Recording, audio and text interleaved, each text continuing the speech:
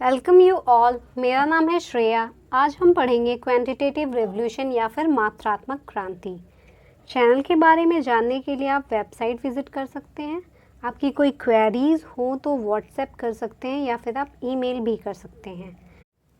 मात्रात्मक क्रांति या फिर क्वांटिटेटिव रेवोल्यूशन के बारे में जब भी हम बात करते हैं तो हम बात करते हैं किसी भी सब्जेक्ट के रेलेवेंस पे जो क्वेश्चन रेज होते हैं उसकी।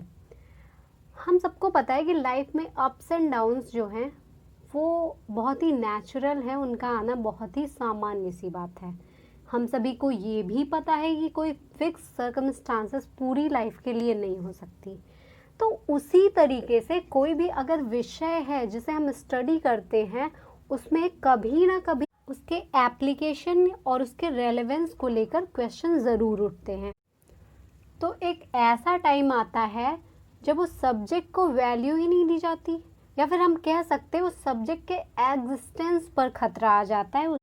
तो ज्योग्राफी सब्जेक्ट में जब ऐसी सिचुएशन आती है तो 1950s के पहले के दशकों में क्या होता है कि क्वांटिटेटिव रेवोल्यूशन जो होती है वो संजीवनी के जैसा काम करती है और भूगोल विषय को इस संकट से बचाती है, उस विषय को जिंदा रखती है जिसे हम और आप आज भी पढ़ रहे हैं। एक ऐसा टाइम आया जब भूगोल विषय जो है उसके इतिहास पर प्रश्न उठने लगे। क्या प्रश्न उठे कि क्या भूगोल विषय की सार्थकता है, क्या भूगोल विश्वविद्यालय स्तर का विषय है। इस क्रम में क्या हुआ कि सन 1948 में हार्वर्ड यूनिवर्सिटी जो है वहाँ के प्रेसिडेंट हुआ करते थे जेम्स कोनर।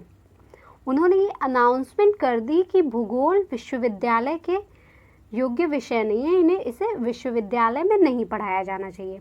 अब ये अनाउंसमेंट हुई तो हार्वर्ड यूनिवर्सिटी से ज्योग्राफी डिपार्टमेंट को बंद कर दिया गया। और इसके बाद क्या हुआ कि धीरे धीरे यूएस की जितनी प्राइवेट यूनिवर्सिटीज़ थी सबने ज्योग्राफी सब्जेक्ट को अपने कॉलेज से, अपने यूनिवर्सिटीज़ से हटाना शुरू कर दिया।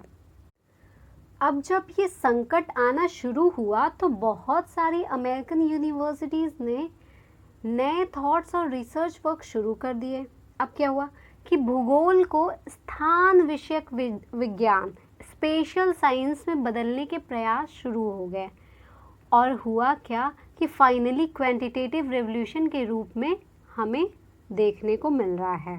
अब जब भूगोल विषय जो है उसके स्वरूप पर वाद विवाद में अधिक वृद्धि हुई तो मानव भूगोल के विद्वानों की चिंता बढ़ गई, जिसका कारण क्या हुआ, भूगोल विषय में अन्य सामाजिक व जीव विज्ञानों की तुलना में मानक सिद्धांतों व नियमों के प्रयोग की अत्यधिक कमी का होना था। अतः उन्होंने क्या किया कि भूगोल को सुदृढ़ सैद्धांतिक आधार प्रदान करने के लिए स्थानों व क्षेत्र को सुव्यवस्थित संरचना संबंधी नियमों में मात्रा प्रधान तकनीक के प्रयोग पर जोर दिया। अब क्या होगा कि मानव भूगोल में ये सब जो परिवर्तन हो रहे थे उसके पीछे क्या परिदृश्य था ये जान लेना बहुत ज़रूरी है। अभी ये जो स्टोरी अभी आपको बताई ये एग्ज़ाम में नहीं पूछा जाएगा, और न ही ये जो उसका बैकग्राउंड, इस स्टोरी का बैकग्राउंड जो है वो बताएंगे, वो एग्ज़ाम में आएगा। लेकिन अगर क्वांटिटेटिव रेवोल्यूशन को जानना है और उसको अच्छे से समझना है क्योंकि उससे डायरेक्ट क्वेश्चन आते हैं, तो इसके स्टोरी के बिहाइंड में जो बैकग्राउंड है उसको जान लेना, समझ लेना बहुत ज़रूरी है। सेकेंड वर्ल्ड वॉर के पहले तक ज्योग्राफी में जो है वो जनरलाइजेशन और थ्योरी बिल्डिंग को लेकर काफ़ी कॉन्फ्लिक्ट्स रहे हैं। सेकेंड वर्ल्ड वॉर के बाद क्या हुआ कि स्पेशली डेवलप्ड कंट्रीज़ में उन्हें ये फील हुआ कि ज्योग्राफी को स्टडी करने के लिए लिटरेरी लैंग्वेज, जो साहित्य की जो भाषा है, उससे ज़्यादा मैथमेटिकल लैंग्वेज ज़्यादा इम्पॉर्टेंट है। तो गणितीय भाषा को ज़्यादा महत्वपूर्ण माना गया। उसका रिजल्टेंट ये हुआ कि डिस्क्रिप्टिव ज्योग्राफी जो उस टाइम काफ़ी प्रचलित थी उसको नकार दिया गया और बोला क्या गया कि ज्योग्राफी में अब से एब्स्ट्रैक्ट मॉडल्स, अमूर्त मॉडल्स की रचना पर जोर दिया जाएगा। भूगोल में ऐसी स्टैटिस्टिकल टेक्निक्स के द्वारा भूगोल विषय को, उसके सिद्धांतों को अधिक सुस्पष्ट बनाने की जो जो प्रक्रिया हुई उसको मात्रात्मक क्रांति या क्वांटिटेटिव रेवोल्यूशन नाम दिया गया। और ज्योग्राफी में स्टैटिस्टिकल और मैथमेटिकल फॉर्मूले का यूज़ जो है उसकी शुरुआत क्वांटिटेटिव रेवोल्यूशन कहलाती है। तो मैथमेटिक्स और स्टैट्स की जो शुरुआत हो गई ज्योग्राफिकल स्टडी में, लेकिन हम क्या पाते हैं कि 1960 तक इनका प्रॉपर वे में यूज़ नहीं हो पाया। तो क्वांटिटेटिव रेवोल्यूशन का ही कंट्रीब्यूशन माना जाएगा कि ज्योग्राफी में क्वांटिटेटिव टेक्निक्स और सिस्टम कॉन्सेप्ट्स का उपयोग काफ़ी विस्तार से होने लगा। इससे क्या हुआ, इससे ये हुआ कि ऐसे इलेक्ट्रॉनिक डिवाइसेस का यूज़ ज्योग्राफिकल स्टडी में किया जाने लगा जो पहले कभी नहीं किया गया था। और इन इलेक्ट्रॉनिक डिवाइसेस ने जो कॉम्प्लिकेटेड कैलकुलेशंस थी उनको ईजिली सॉल्व करना शुरू कर दिया। भूगोल में सबसे पहले 1950 के दशक में सांख्यिकी विधियों का प्रयोग आरंभ हुआ। ये बात किसने कही? 1963 में बर्टन, एक जोग्राफर हैं, उनका नाम है बर्टन, उन्होंने 1963 में ये बात कही।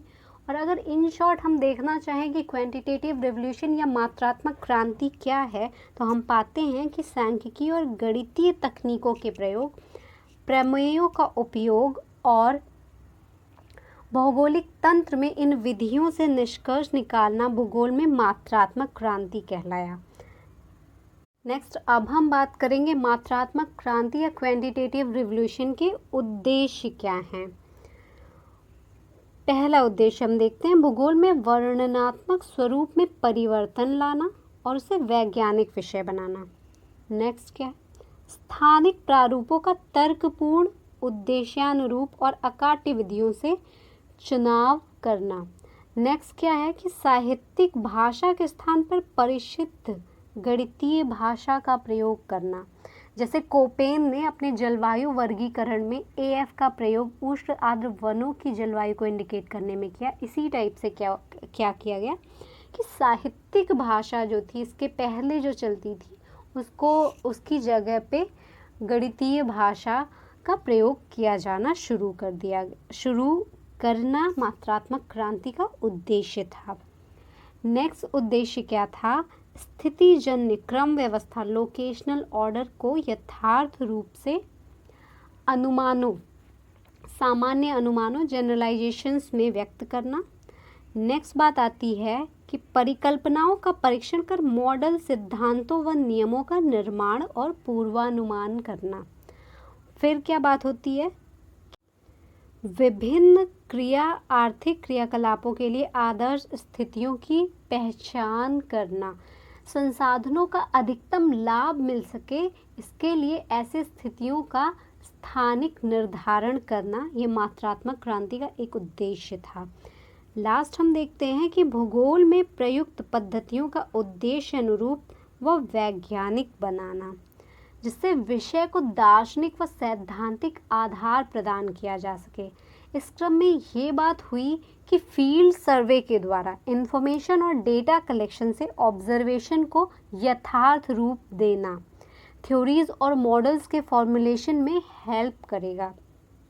तो ये हो गए क्वांटिटेटिव रेवोल्यूशन या मात्रात्मक क्रांति के उद्देश्य। नेक्स्ट हम बात करेंगे मात्रात्मक क्रांति की मौलिक मान्यताएं या basic believes of quantitative revolution. Quantitative revolution में मॉडल्स और थ्योरीज के लिए कुछ बेसिक बिलीव्स डिटरमाइन किए गए हैं। इसका मतलब ये है कि जब ये सारी कंडीशंस होंगी, फुलफिल होंगी, तो उसी समय ये सिद्धांत जो है वो लागू होगा। तो ये कौन सी कंडीशंस हैं देख लेते हैं। पहली कंडीशन क्या है कि मानव एक आर्थिक मानव है जो हमेशा क्या करता है, आर्थिक लाभ के लिए काम करता है। नेक्स्ट बात होती है कि मानव जो है अपने वातावरण में उपलब्ध संसाधनों की पूर्ण जानकारी रखता है। अगर मानव पहला तो क्या हो गया, एक आर्थिक मानव होगा, फिर क्या हो गया कि अपने वातावरण में उपलब्ध सारे संसाधनों की पूर्ण जानकारी रखेगा। नेक्स्ट क्या है, स्थान समदैशिक व समरूपी होते हैं। नेक्स्ट क्या बात आती है कि वैज्ञानिक शोध प्रक्रिया और वस्तुनिष्ठ निर्वाचन में सामाजिक व धार्मिक मूल्यों का कोई स्थान नहीं होता है। तो इसका क्या मतलब हो गया कि सांस्कृतिक मूल्य जो हैं, आस्थाएं जो हैं मानव की, उसके विश्वास, रीति रिवाज, रुचि अरुचि, परंपराएं, क्या सुंदर है क्या नहीं है, इसके बारे में जो निर्णय लेता है वो व्यक्तिनिष्ठ है। इनका भूगोल की यथार्थता की खोज और वैज्ञानिक विवरण में कोई स्थान नहीं है। ये सभी मौलिक मान्यताएं जब इन सारी कंडीशंस को फुलफिल करेगा तभी वहाँ पे क्वांटिटेटिव रेवोल्यूशन की बात की जा सकती है। नेक्स्ट हम बात करेंगे कि मात्रात्मक क्रांति का क्रमिक विकास कैसे हुआ। तो इस क्रम में क्या होगा, सबसे पहले सांख्यिकीय विधियों की शुरुआत हुई 1950s के दशक में, और उस टाइम में क्या हुआ, बहुत ही सरल परिकलनों, बहुत ही इजी कैलकुलेशंस का प्रयोग किया गया। नेक्स्ट बात होती है कि द्विचर परावर्तन विश्लेषण, बाईवेरिएट रेग्रेशन एनालिसिस। नेक्स्ट क्या बात होती है कि 1960 के बाद रेखीय व अरेखीय परिष्कृत मॉडलों व जटिल सांख्यिकी तकनीकों, कॉम्प्लेक्स स्टैटिस्टिकल टेक्निक्स का प्रयोग शुरू हो गया। नेक्स्ट क्या बात आती है कि गणितीय मॉडल विश्लेषण को सामाजिक भौतिकी, सोशल फिजिक्स जो है उसने ज्योग्राफी में स्टडी करने के लिए इंस्पायर किया। अब क्या होगा कि गुरुत्व मॉडल या ग्रेविटी मॉडल और उसके बाद में उत्क्रम माप अतिवादीकरण या फिर रिवर्स मेजरमेंट जो है उसकी शुरुआत होगी। तो पहली प्रेरणा तो हो गई सोशल फिजिक्स, और दूसरी प्रेरणा की अगर हम बात करें तो दूसरी प्रेरणा मिलती है नियो क्लासिकल इकोनॉमिक्स या फिर नवचिर सम्मत अर्थशास्त्र से। इसने भूगोल का प्रादेशिक विज्ञान की अवधारणा और स्थिति जन्य सिद्धांत, लोकेशन थ्योरी को प्रभावित किया। अगर देखा जाए तो बहुत सारे ज्योग्राफर्स ने इकोनॉमिक्स और सोशल साइंस के मॉडल्स को अडॉप्ट किया। जैसे पहला नाम इसमें आता है वॉन थ्यूनन का, उन्होंने क्रॉप इंटेंसिटी जो बताई उसमें 1826 में, और नेक्स्ट आता है नाम वेबर का इंडस्ट्रियल लोकेशन में 1909 में। लेकिन क्रिस्टॉलर जो है, वॉल्टर क्रिस्टॉलर, सेंटर प्लेस थ्योरी इनकी है, वो एक पहले ज्योग्राफर हुए जिन्होंने साउथ जर्मनी के केंद्र स्थलों, सेंटर प्लेसेस का अध्ययन किया और लोकेशन थ्योरी को भूगोल में एक लोकप्रिय सिद्धांत बनाया। इस क्रम में अगर हम देखें तो हम पाते हैं कि ए एकरमैन जो है 1958 में इन्होंने सांस्कृतिक प्रक्रिया और सिस्टमैटिक ज्योग्राफी, क्रमबद्ध भूगोल में क्वांटिटेटिव रिवोल्यूशन के प्रयोग पर बल दिया। वहीं अगर बात करते हैं वीवर ने क्या किया, क्रॉप कॉम्बिनेशन रीजंस का निर्धारण किया और इसको निर्धारित करते हुए स्टैंडर्ड डेविएशन मेथड से क्वांटिटेटिव रेवोल्यूशन एग्रीकल्चरल ज्योग्राफी में भी शुरू की। तो इस क्रम में नेक्स्ट नाम आता है एगस्ट्रैन का, जिन्होंने स्टोकेस्टिक मॉडल को शुरू किया इनोवेशन प्रोसेस के द्वारा। इस इनोवेशन प्रोसेस के द्वारा जो उन्होंने मॉडल शुरू किया उसमें डिप्रेशन मेथड को समझाया गया। ये जो डिप्रेशन मेथड था वो आधारित किस पे था, गणितीय संभावना सिद्धांत, प्रोबेबिलिटी थ्योरी पे। इस गणितीय संभावना सिद्धांत या फिर प्रोबेबिलिटी थ्योरी में जो स्ट्रक्चर इसका जो था वो रैंडम वेरिएबल्स का सम होता था। तो इसके बाद नेक्स्ट हम बात करते हैं स्टीवर्ट की। स्टीवर्ट जो हैं उन्होंने आनुभाविक सामान्यीकरण, जनरलाइजेशन और न्यूटन के ग्रेविटेशन लॉज को, इन दोनों के बीच का स्ट्रक्चरल रिलेशन बताया और जिसे हम ग्रेविटी मॉडल के नाम से जानते हैं। इसके बाद क्या होता है कि इसके बाद ह्यूमन ज्योग्राफी की जो दूसरी सब ब्रांचेस हैं, जो दूसरी सब ब्रांचेस कौन कौन सी हैं, जैसे पॉपुलेशन ज्योग्राफी हो गई, इकोनॉमिक ज्योग्राफी हो गई, कल्चरल ज्योग्राफी हो गई या फिर पॉलिटिकल ज्योग्राफी हो गई, इन सब में धीरे धीरे क्वांटिटेटिव टेक्निक्स जो हैं, कई क्वांटिटेटिव टेक्निक्स को शामिल कर लिया गया। हम देखें तो पाते हैं कि लगभग 2 दशकों तक मात्रात्मक तकनीकों का खूब प्रयोग हुआ। अब देखेंगे कि ब्रिटेन के रिचर्ड शॉर्ले और पीटर हैगेट ने, इन्होंने क्या किया कि न्यू जनरेशन ज्योग्राफर्स को, कई नई पीढ़ी के ज्योग्राफर्स को इसे क्रांति से जोड़ दिया जिसका नाम था क्वांटिटेटिव रेवोल्यूशन। इसके बाद हैगेट और शॉर्ले ने स्पेशियल रिलेशंस और ज्योग्राफिकल पैटर्न्स, स्थानिक संबंधों और भौगोलिक प्रतिरूपों का एनालाइज किया स्पष्टता के साथ। तो नेक्स्ट हम बात करते हैं मात्रात्मक विधियों की विशेषताओं के बारे में। ये अनुभव जनित व प्रयोगजन्य प्रेक्षण एम्पिरिकल ऑब्जर्वेशन पर आधारित होते हैं। इनका शीघ्र क्या सत्यापन किया जा सकता है और इनकी पुनः जांच भी संभव है।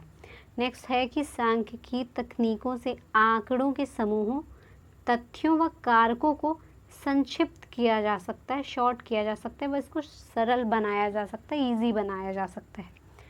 नेक्स्ट क्या है कि पूर्वानुमानों के लिए डेटा का इंटरपोलेशन या और क्या स्टिमुलेशन, अनुरूपण, अंतर्वेशन और अनुरूपण जो है वो पूर्वानुमान विधियों को सरल बनाती हैं और उनसे उनका व्यवहारिक उपयोग जो है वो संभव हो सकता है।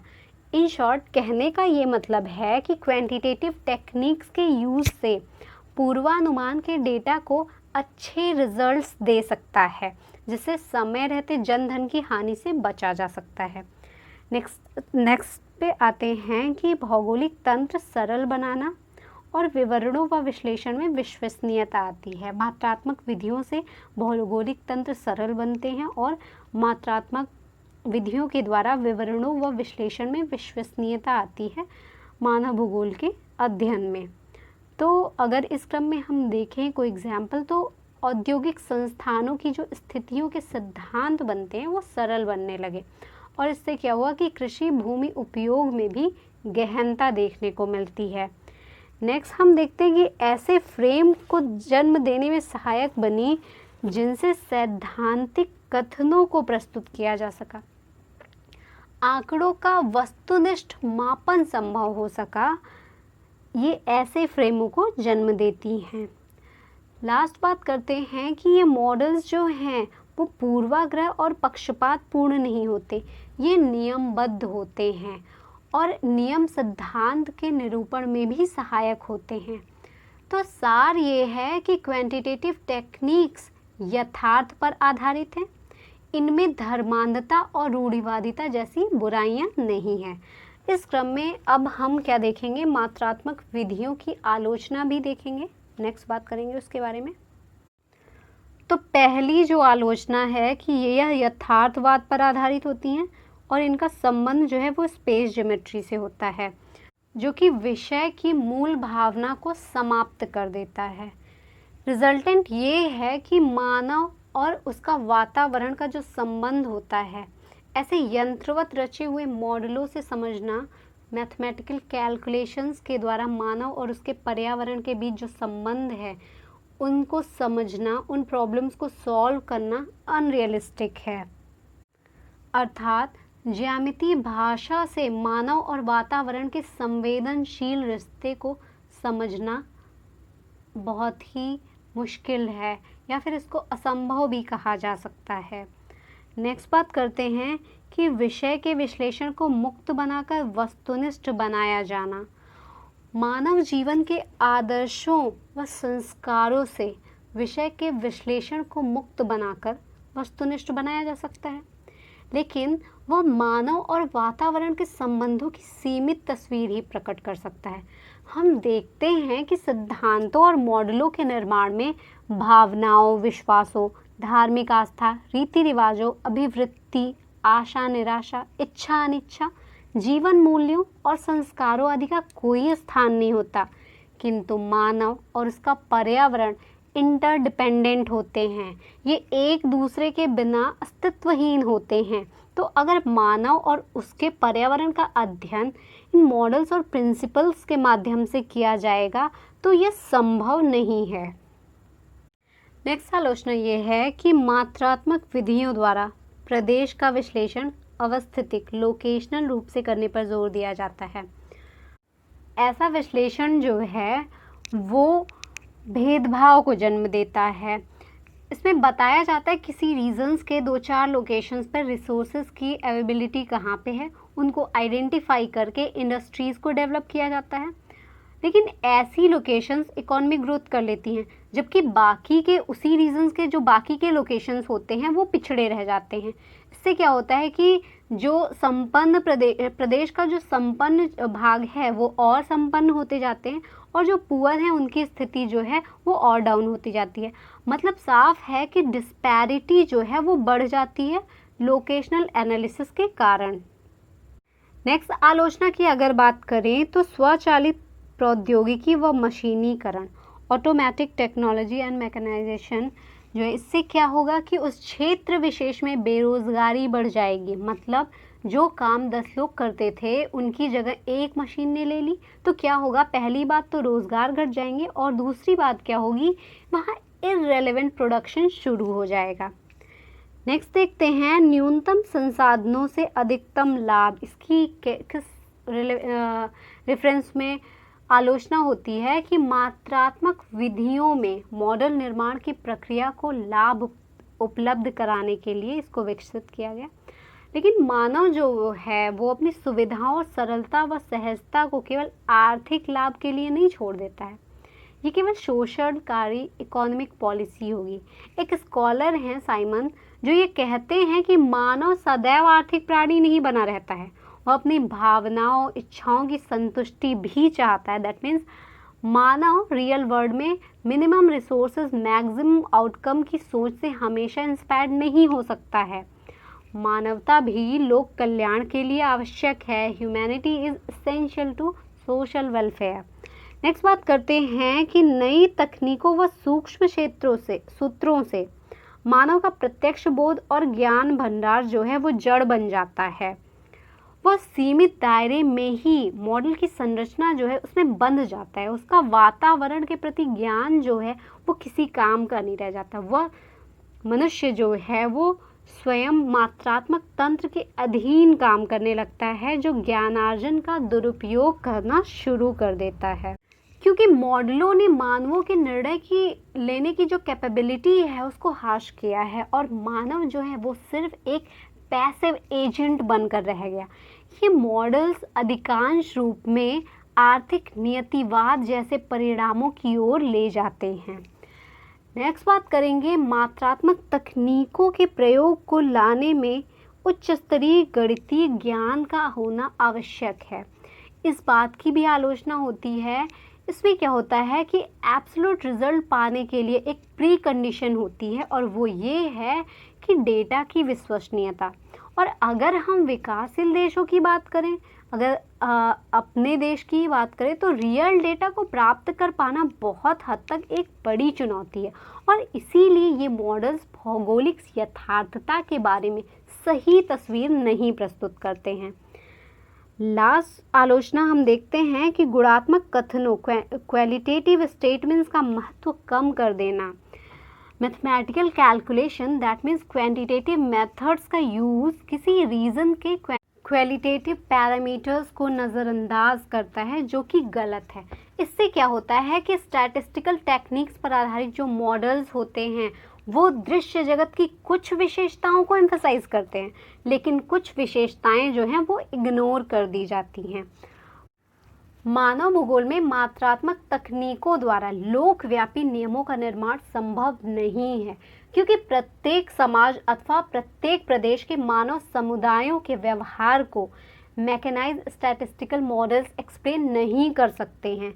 इस क्रम में सर हॉकिंग का एक स्टेटमेंट है, the laws of science can not completely determine the future of universe. God plays dice and God made turn out to be an inveterate gambler.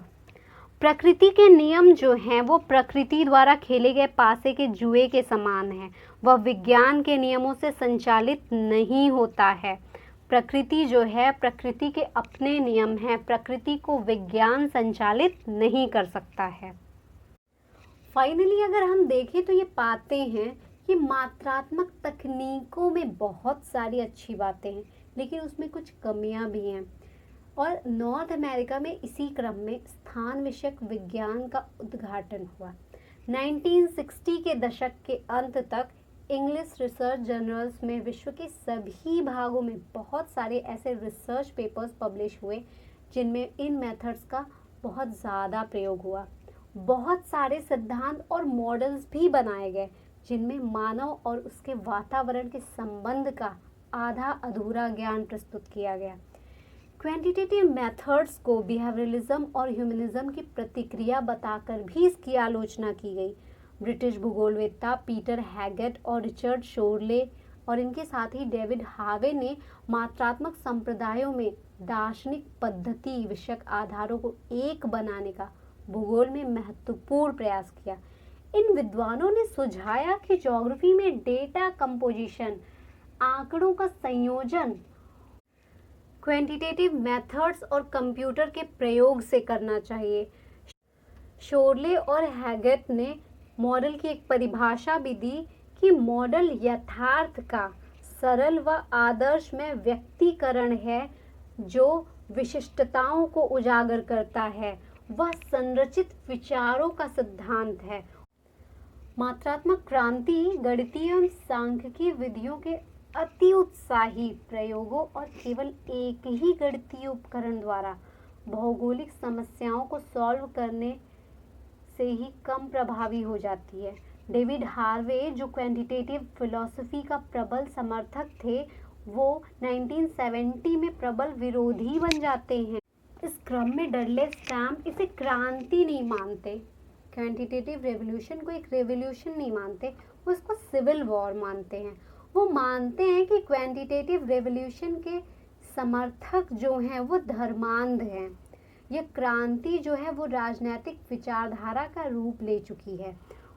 Sir stamp मानते हैं कि कंप्यूटर क्वांटिटेटिव रेवोल्यूशन का एक by product है। उनका एक statement आता है, it's golden calf is computer.